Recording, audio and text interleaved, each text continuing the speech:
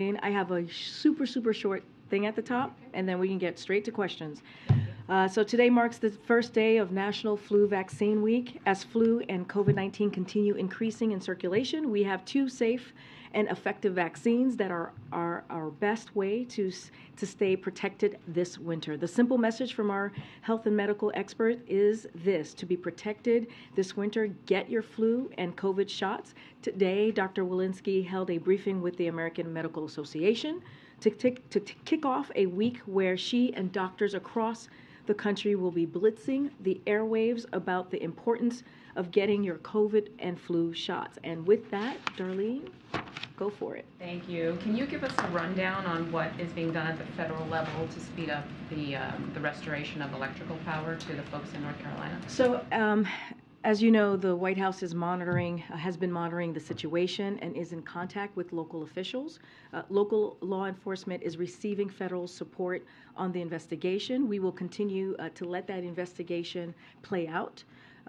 President Biden has made, as you all know, critical infrastructure secure and resilience to all hazards, both natural and man-made, a priority since the first day of his administration. While we still have a long way to go, through initiatives like the Bipartisan Infrastructure Bill and also the Inflation Reduction Act, the Biden-Harris administration is already following through on its promise to deliver those results to protect against the impacts of incidents like this. We've closely worked with private sector to strengthen resilience against the full spectrum of potential threats, including through utilizing new technologies and improving how government communicates and shares threat information with the private sector, which owns the majority of our nation's critical infrastructure. Department of Energy, Department of Justice, including the FBI, will be your best place to get more specific information. But again, we're going to let the investigation play out. But on the issue of restoring power, authorities there are saying it could be until Thursday before power is restored. Understood. So, we have been in touch with local officials, and we're going to provide any assistance needed to help them on the ground. Yeah, thanks, Karine. On Friday, you said there were no plans of going to Congress for any legislative changes to the IRA for France and Europe.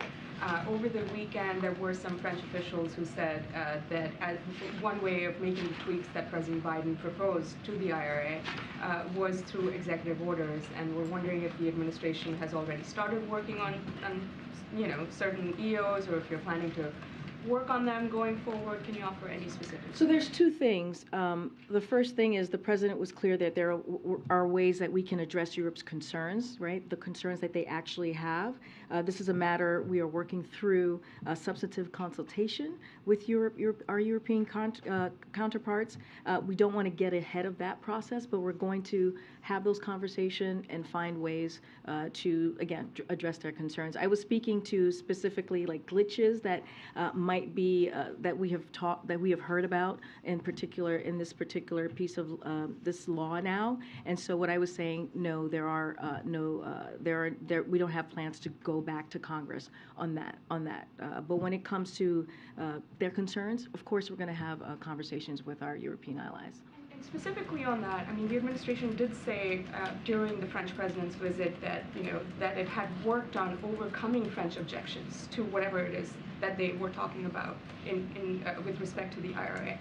But the administration has, again, of course, not released any specifics on that. And I know you're talking about having future conversations with them, but could you talk about the work that has gone in so far? So, not going to get into specifics. Again, we want to have this conversation. There's a process that's happening. Don't want to get ahead of that. But I also just want to say, and you've heard us say this many times, the Inflation Reduction Act was a historic piece of legislation.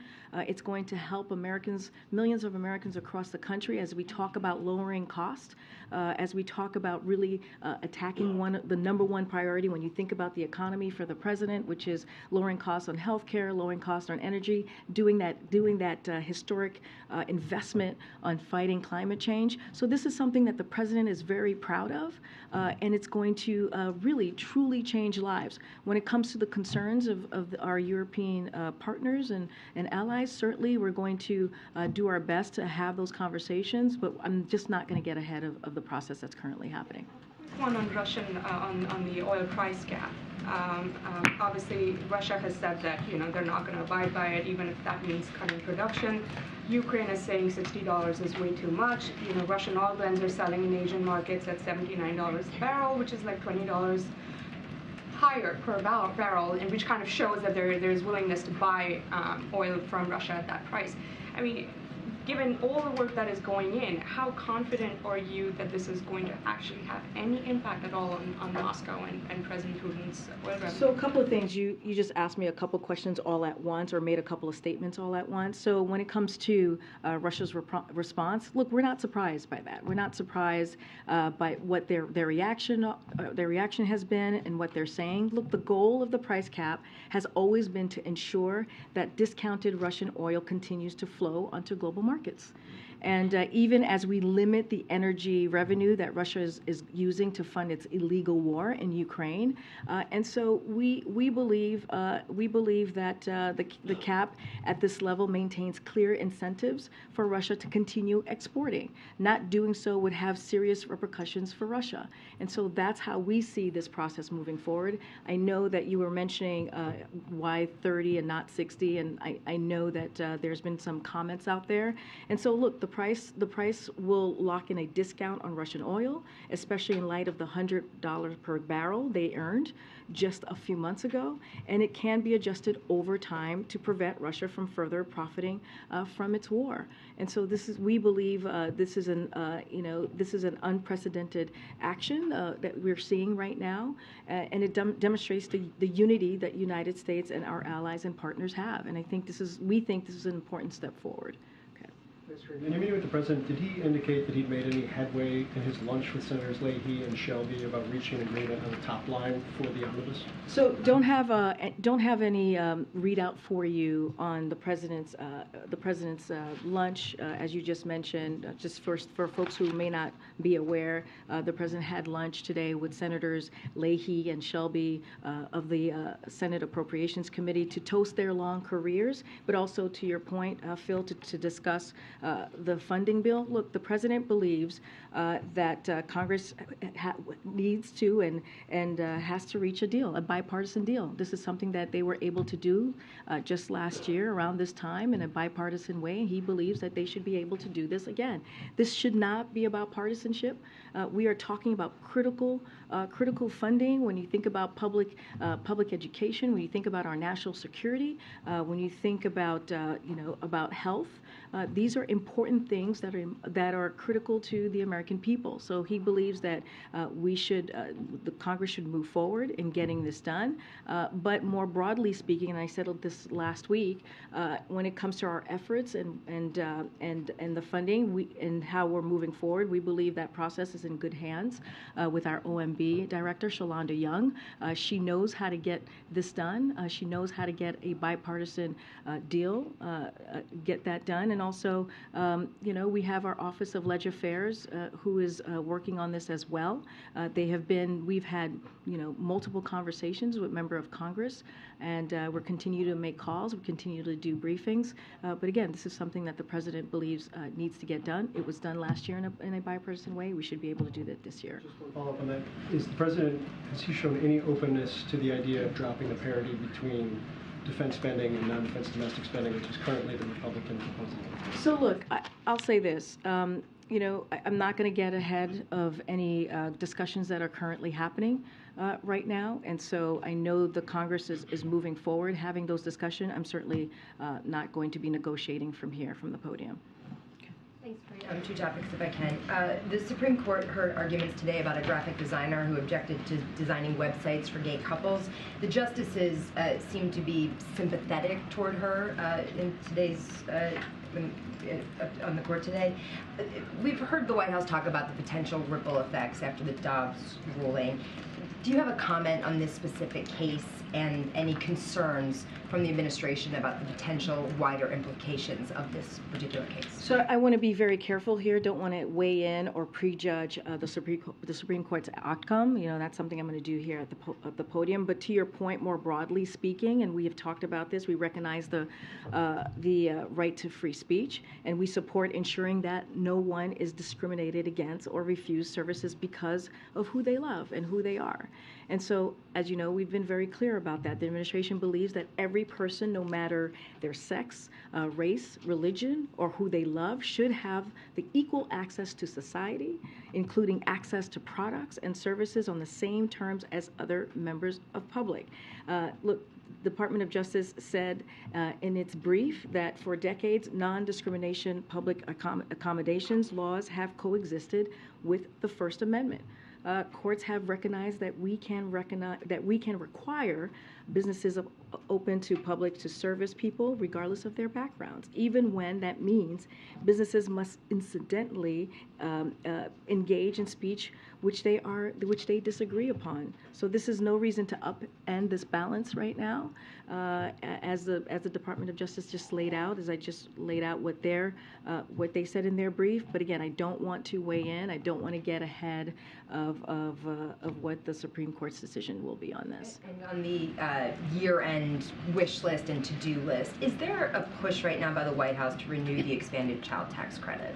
I don't have anything new to share on that particular piece of legislation or a plan that's incredibly important to the president. As you know, he included in the American Rescue Plan, and it was able to cut child poverty in a historic way. So again, important issue for this president. Don't have anything to share to share further on that particular plan moving forward. Okay. Hey, thanks, Karine. I wonder if you could give more detail about the Wednesday event about the rise of anti-Semitism that's hosted by the second gentleman. Messed that Are up. you going to call him the first gentleman? Slipped up. How long has it been in the works, and what do you hope what does the White House hope Mr. Imhoff adds to the debate? So a couple of things just to give you some insight of what's going to be happening with the roundtable talks, the anti-Semitism roundtable talks that the second gentleman will be hosting. So first and foremost, President Biden has consistently spoken out. I just want to make sure that's clear against anti-Semitism, its rhetoric, its hate, and all of the vile language that we have been hearing, which is incredibly dangerous this past couple of weeks. And so we're going to continue condemning anti-Semitism and hate wherever it exists. It should not have a place in our society.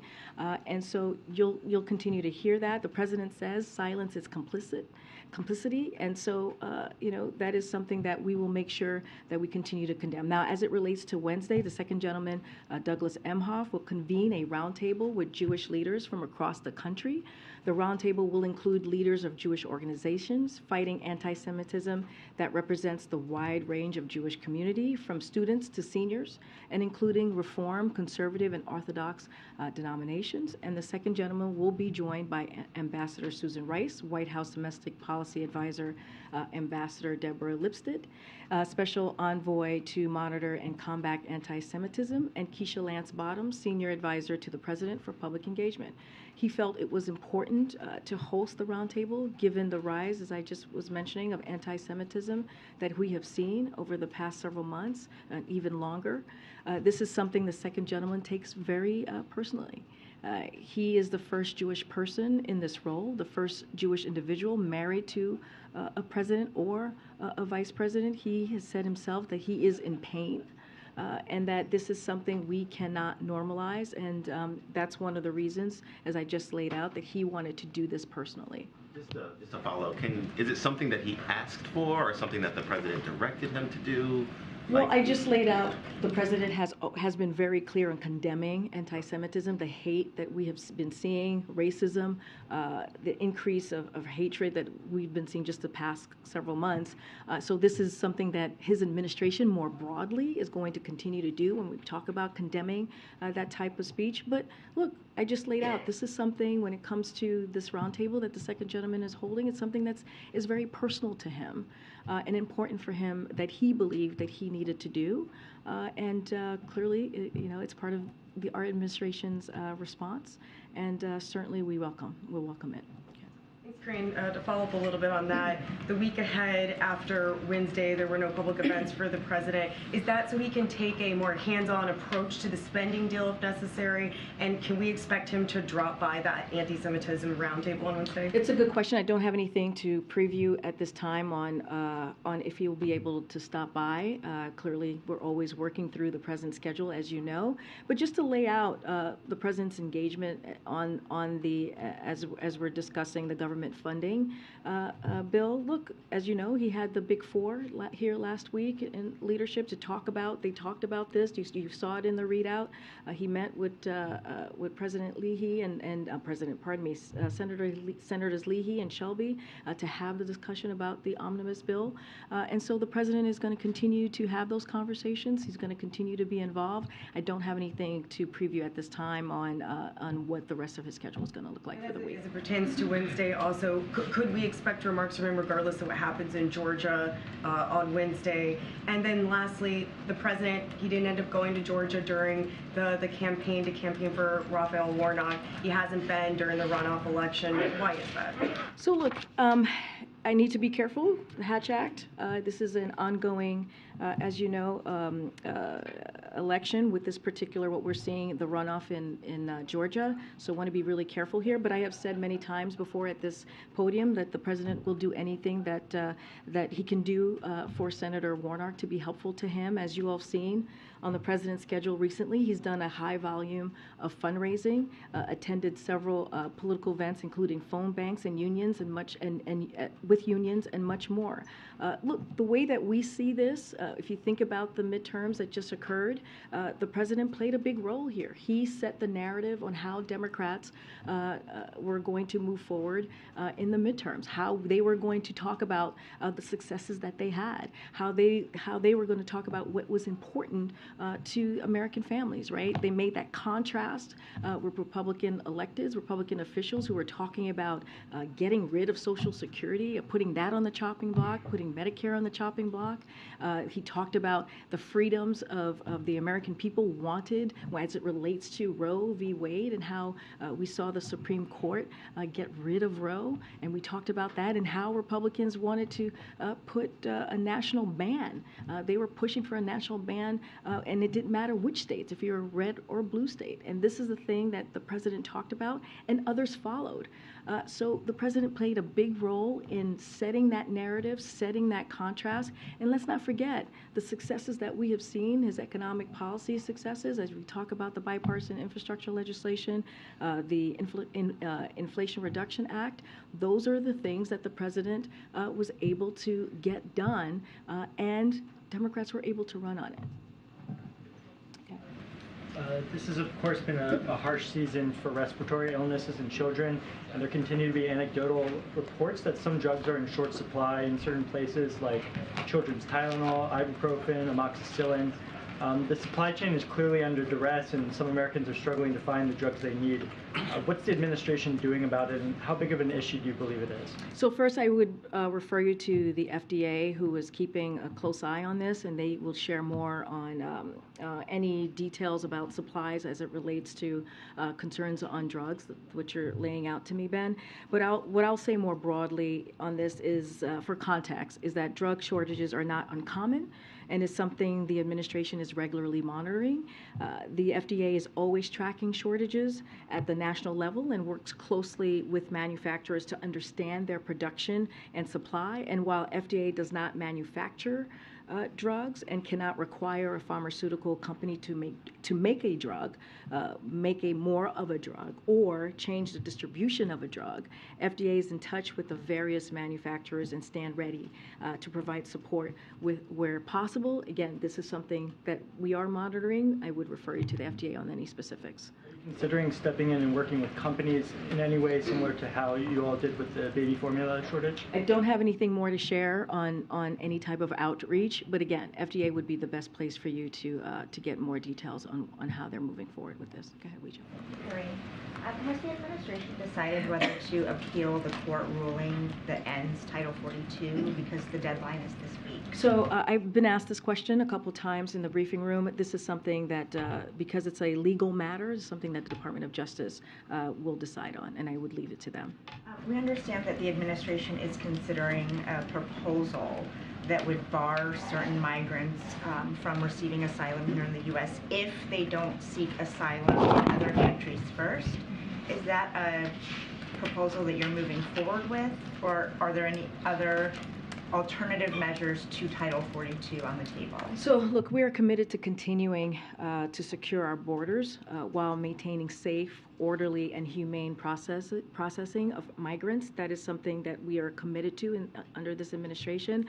This will remain the case with Title 42 when Title 42 is lifted.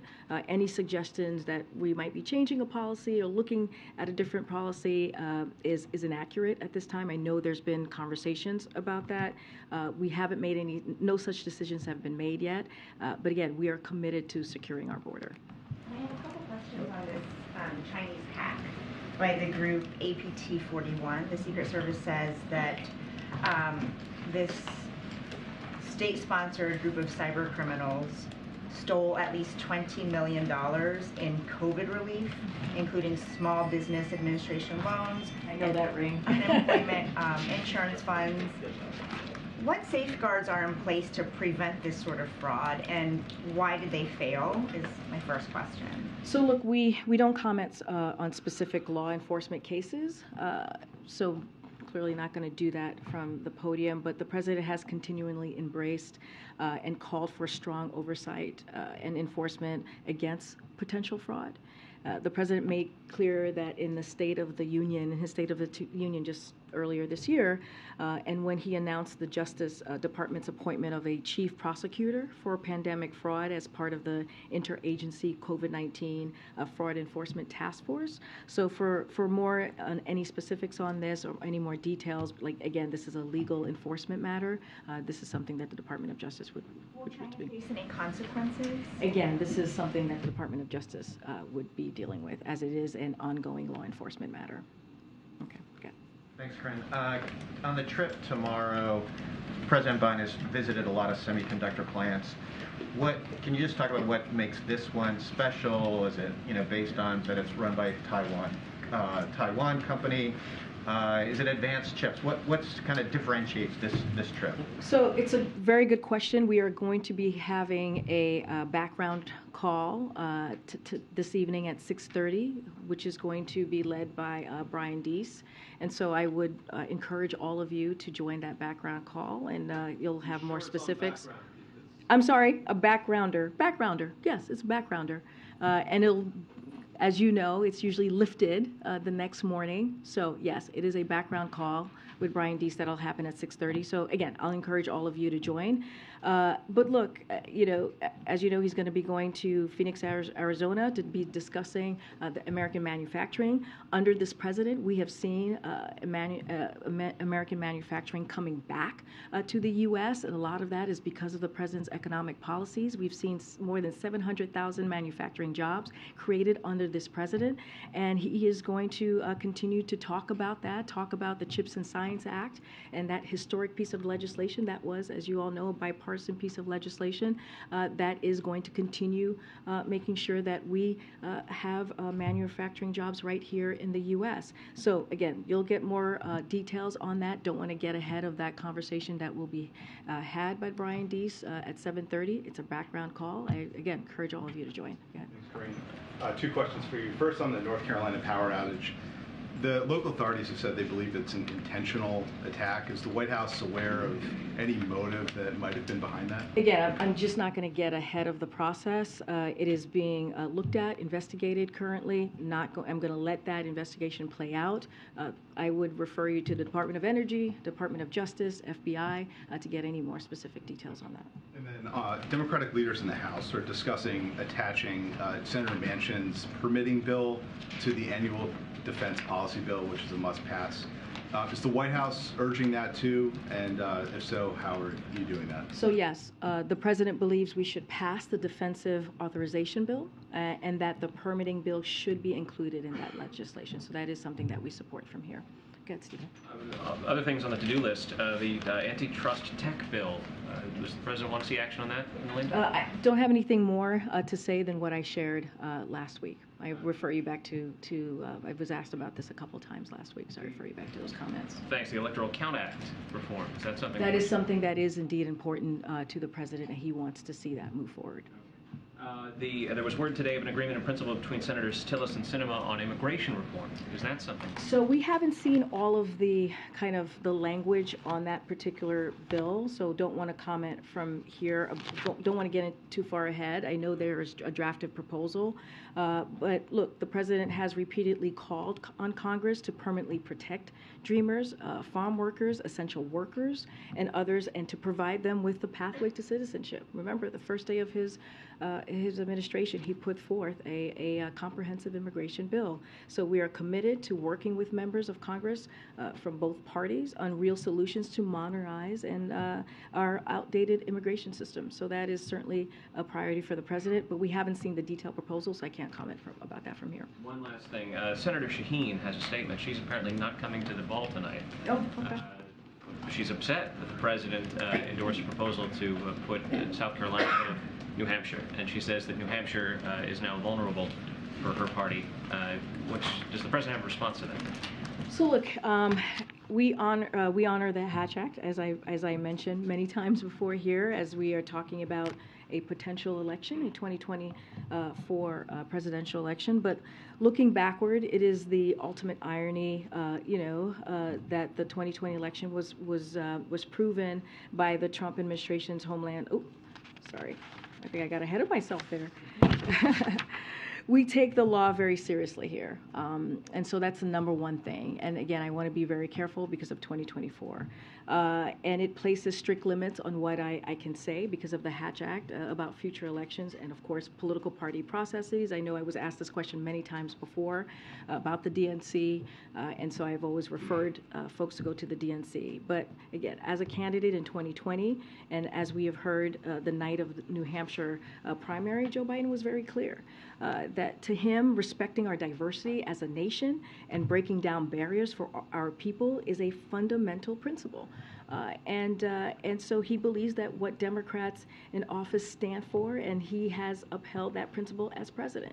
And so, again, you've seen him do that throughout his almost 2 years in administration, making sure that we see the diversity within his administration that is represented clearly across the country, and he wants to honor those values. And so that's as far as I'm going to get from here about the specific calendar.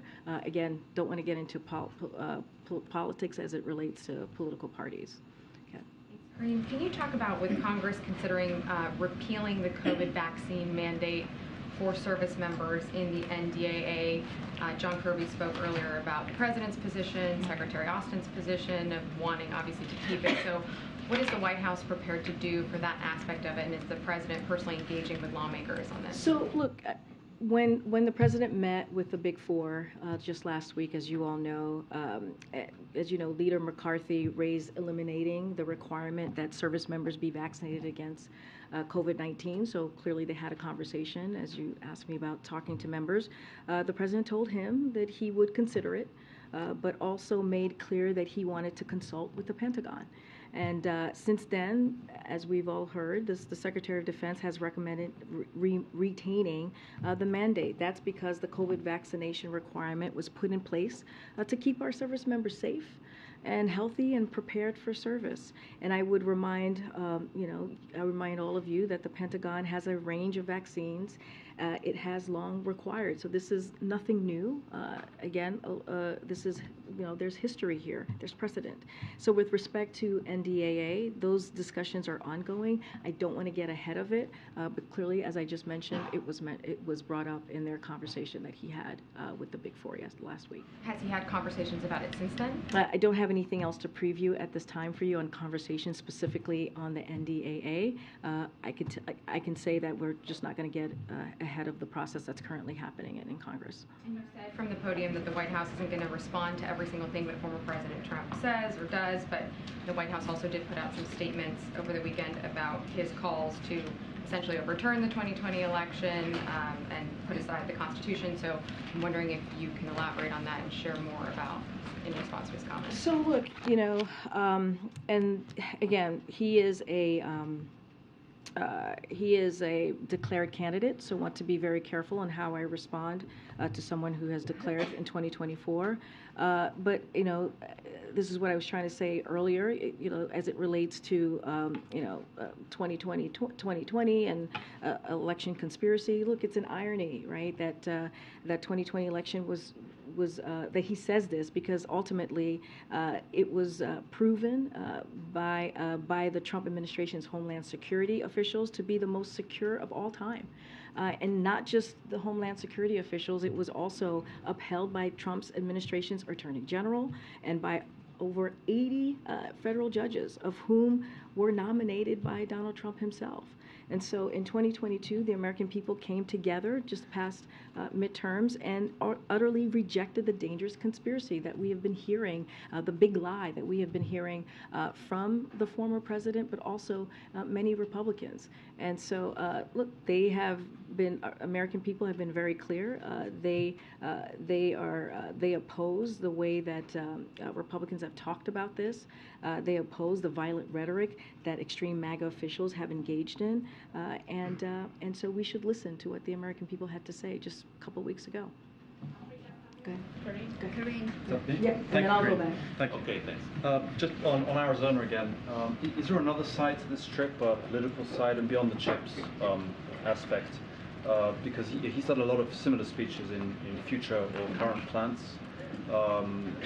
Probably to a lot of Americans, Arizona, politically speaking, might sound like that place where they have a lot of election deniers. So it's kind of a hot spot in politics. So I'm not going to get ahead of the background call that's going to happen at 6:30. I'm going to let Brian D. speak to why this trip is so important, why what TSMC's semiconductor material manufacturing facility is a big deal. And so don't want to get ahead of it. I will encourage you to join the call, and you'll hear more about the president's trip tomorrow. Okay, but I mean, I'm not talking on the chip side, right? I know you're asking me if there's. Is there a message politically? You're asking me. Oh, because it's in Arizona. Yes.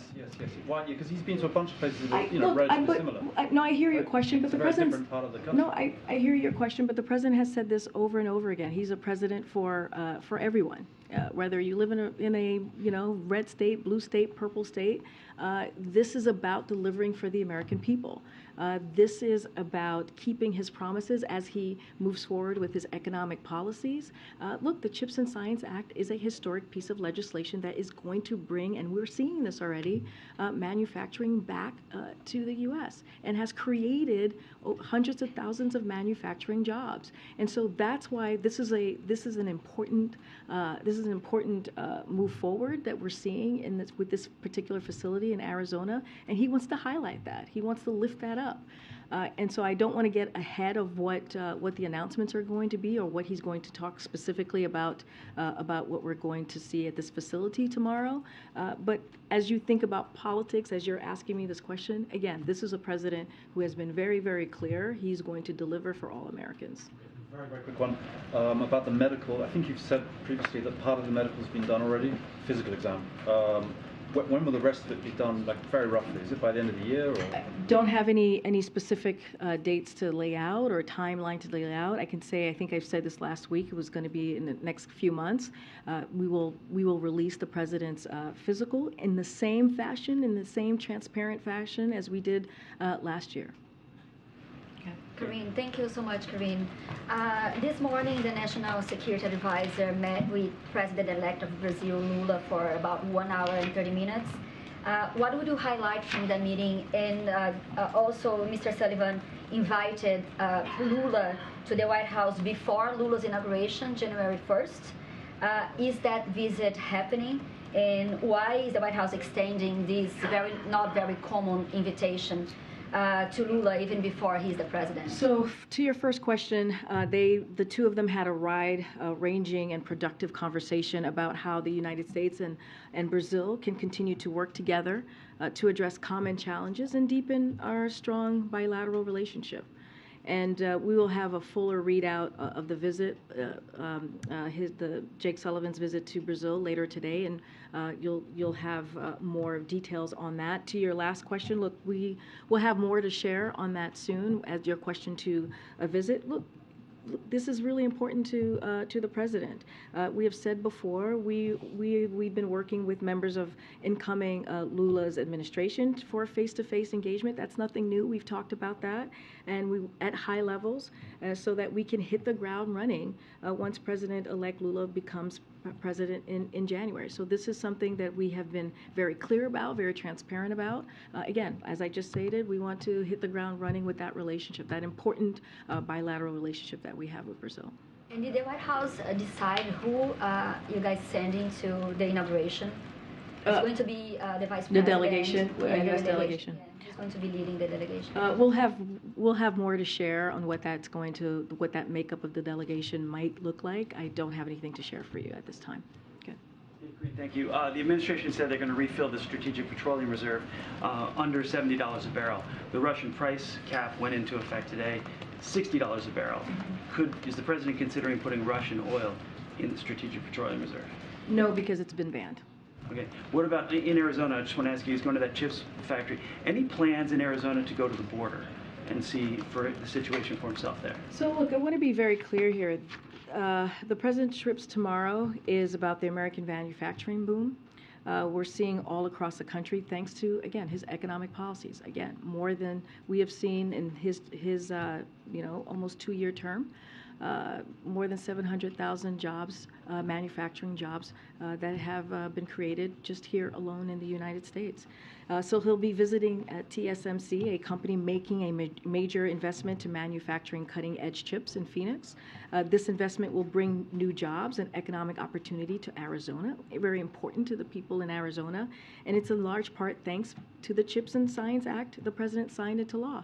And a historic, let's not forget, a bipartisan piece of legislation. And look, we should be able to reach a bipartisan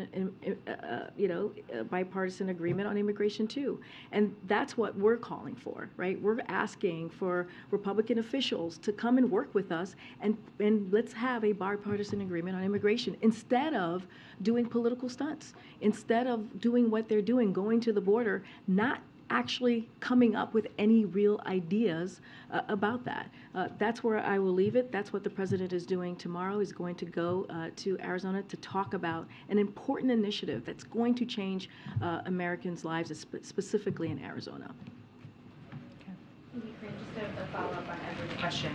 If the president is not going to make time to visit the border during his trip tomorrow to a border state, will he do it in New Year? Look, I addressed this last week about the president visiting the border. I'm not going to go beyond what I just laid out. I think, and we believe, the question again, as I was just answering to your colleague in the back, is that what are congressional Republicans going to do to actually deal with this issue? Instead of doing political stunts, many of the political stunts that hurt families, that hurt kids, that hurt children, right? That hurt people who are coming here to try to seek asylum, leaving a dictatorship. Instead of going to the border and talking about things that not going to actually deliver and keep our border safe, why don't they work with us? Why don't they actually do something? Why don't they actually, help the president get the funding that he requested, historic funding, into the Department of Homeland Security? That's one way of doing that.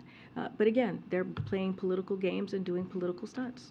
The reason I asked is just because the president had said previously that he hadn't had a lot of time to get to the border. He's going to a border state tomorrow, so you think maybe there would be time there. And if there isn't tomorrow, can you say at this point that he? What I'm saying is tomorrow he's going to actually focus on an issue, a bipartisan issue that was voted in Congress, the CHIPS and Science Act, something that is going to deliver for the people in Arizona, creating jobs and making people's lives better and making sure that we are bringing manufacturing back into the U.S. That is critically important. Now, what I'm saying, the second part of that to your question, if Republicans officials truly want to deal with immigration, they truly want to deal with the border, then they would stop doing political stunts and actually work with us on the plan that we have put forward, which they are not. And that's what we want to make very loud and clear. There's ways to deal with this. Again, they can come and actually do this in a bipartisan way, just like we did with the CHIPS and Science Act. The trip is obviously to Phoenix, not to the border, not to Georgia, which is sort of a pressing issue for Democrats, for the president. Have Democrats determined that a visit to Georgia would not help Senator Warnock's re-election bid? The president actually, and I actually already answered this, and I'll just repeat what I just said. The president, and I want to be very careful about talking about an election that's happening tomorrow because it's an election, and I'm covered on the Hatch Act, so I'm not going to comment on that specifically. But when we look back on the president's role during the midterm elections, he played a significant role for Democrats. It was because, again, I just answered this question, is because of the way he made the contrast with Republican officials, again, who talked about putting Social Security and Medicare on the chopping block because they were upset about the Inflation Reduction Act, which is a historic piece of legislation, is going to lower costs for American families. That's what they were upset about, because we were saying we wanted to make sure big corporations pay their fair share and not put it on the little guy. And that's what they put forward. And the American people spoke really loud and clear. That's not what they want. They want us to continue to fight for their freedoms. They want us to continue to fight for democracy. And, that red wave never happened. Go ahead. Real fast, Karine, just real quick on Twitter, because you guys said you're keeping a close eye on Elon Musk's ownership, and it's the first time we've talked to you since you released the files a few days ago. Is it the White House view that decisions at Twitter were made appropriately in terms of decisions to censor this reporting ahead of the election? You mischaracterized actually what I actually said and took it out of context when you asked your question. Look, when I answered the question, and I actually already addressed this about how the White House and the administration is seeing what's happening on Twitter. We follow also what's going on, just like you guys are reporting it, just like you guys are seeing. And what I was commenting to is like, yes, we're seeing what is happening, just like you all are seeing what's happening with Twitter. So just want to clear that up, because you definitely mischaracterized what I said or put it out of context. And so can you ask your question again? Yes, my question was that you had said, I think 6 or so days ago, that the White House was watching closely the situation at Twitter after Elon Musk's ownership of it with respect to misinformation. And because these files were released on the basis of, hack materials clause at Twitter, decisions were made to censor reporting leading up to the election. My question was, is it the White House view that these decisions were made appropriately in light of what has come out? Which decisions? By whom? By Twitter. By Twitter on, okay. So look, we see this as an interesting or a coincidence, if I may, that he would so haphazardly, Twitter would so haphazardly push this distraction. That is a full of old news, if you think about it. And at the same time, Twitter is facing very real and very serious questions about the rising volume of anger, hate, and anti-Semitism on their platform, and how they're letting it happen. And, the president said last week, more leaders need to speak out and reject this. And it's very alarming and very dangerous. But our focus right now is helping the American families. I just talked about what the president's going to be doing in Arizona, talking about the CHIPS and Science Act, talking about how we're bringing manufacturing jobs back here to the U.S., talking about under this administration, more than 700,000 jobs have been created, in manufacturing jobs to be more specific. Look, what is happening, it's frankly, it's not healthy. It won't do anything to help a single American improve their lives. And so, look, this isn't, we see this as an interesting, coincidence, and it's a distraction. Thanks, Karine, just one more on the NDAA. Some members of Congress are talking about providing security assistance to Taiwan in the range of about $10 billion over 5 years. Does the White House have a position on that? And is there any concern that providing additional security assistance to Taiwan might act as an irritant in the relationship with China? So, look, not going to get ahead of the process as it relates to in Congress or the NDAA. I'll say this more broadly. We continue to work with Congress on ways we can reinforce deterrence across the Taiwan Strait and build Taiwan's resilience in meaningful ways, including the self-defense capabilities. But again, I'm not going to get ahead of the process that we're currently seeing in Congress at this time. All right, everybody. Thanks, everybody. Oh, what's going on? Oh, okay. Are you going to take a question on U.S.-Africa Summit? It's the biggest gathering of Okay, I'll take that. Let me just do this and I'll... Okay, we have a guest. I forgot.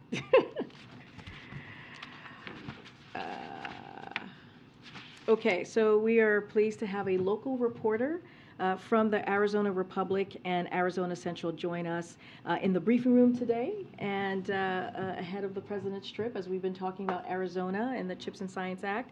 His name is Ronald J. Henson. He is the paper's national political reporter and has been a member of their team for about 15 years. And Ron, thank you for joining us. Hello. Yeah, hi. Thanks, Karine. As you know, the TSMC plant was announced in 2020. So wanted to know a couple things. Number one, what should ordinary Americans expect that is attributable to the CHIPS Act? How soon should they be seeing the effects of that in Arizona or elsewhere? And also, in the long run, should the government be playing any greater role in providing more water resources to a place like Arizona in light of this water-intensive industry? So on your first question, Ronald, I would refer you to the Department of Commerce as timeline. They're working on this and they're playing point when it comes to the CHIPS and Science Act.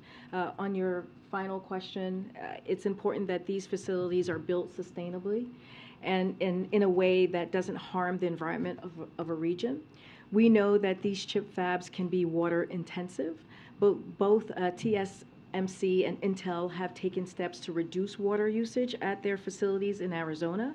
In the case of TSMC, they have planned on a site industrial water reclamation plant that will significantly reduce liquid discharge. Within the Biden administration, it is an issue we take very seriously, as evidenced by funding for Arizona drought resiliency resources, included in the Inflation Reduction Act, as you know, Ronald. And as these projects continue, state officials, local officials will need to take this issue seriously as they work with chip makers and build in their region. And so there you go, Ronald. Thank you so much for joining us on. I know there was a question on the summit. We will have more. We will have more to share in the next couple of days. Yes, the U.S. summit is incredibly important. We have invited 49 African heads of state to Washington, D.C. for a 3-day summit to highlight how the U.S. and African nations are strengthening our partnerships to advance shared priorities. The summit reflects the U.S. strategy towards Sub-Saharan Africa, which emphasizes the critical importance of the region to meet this era's defining challenges. Again, we will have more to share on the upcoming days. I gotta go, guys. Thank you so much.